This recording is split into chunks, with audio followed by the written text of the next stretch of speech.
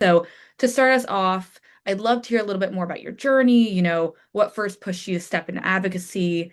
How did your personal experiences, shape the way you approach your work today? And was there, a moment that just really clicked for you and that's how you got here? Talk us through that kind of journey.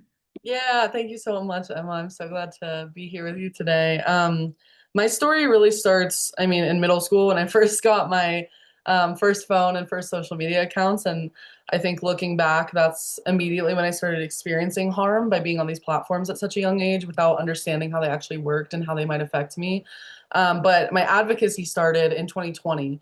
It really was rooted in lived experience and seeing a need for my community.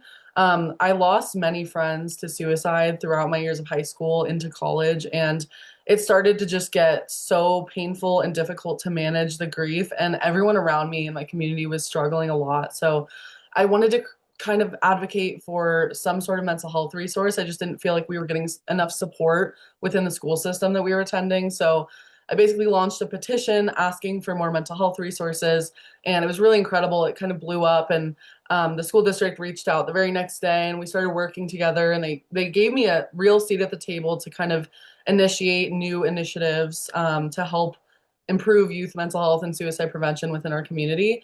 And so around that time, I was really reflecting on my lived experience of like the severe depression I'd been struggling with and the anxiety and OCD I'd been dealing with since middle school, and kind of brainstorming like why that was happening and like what causes may have contributed to that.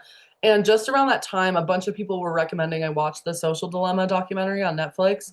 And that I would say was my real catalyst moment. I just remember watching that film and feeling such immense anger and frustration towards the companies because I didn't realize or know that their business model ran off of our attention and that they were intentionally trying to addict us to the platforms. And this just struck a chord in me, especially when they were talking about mental health research and seeing how social media had negatively impacted my generation, our generation's mental health.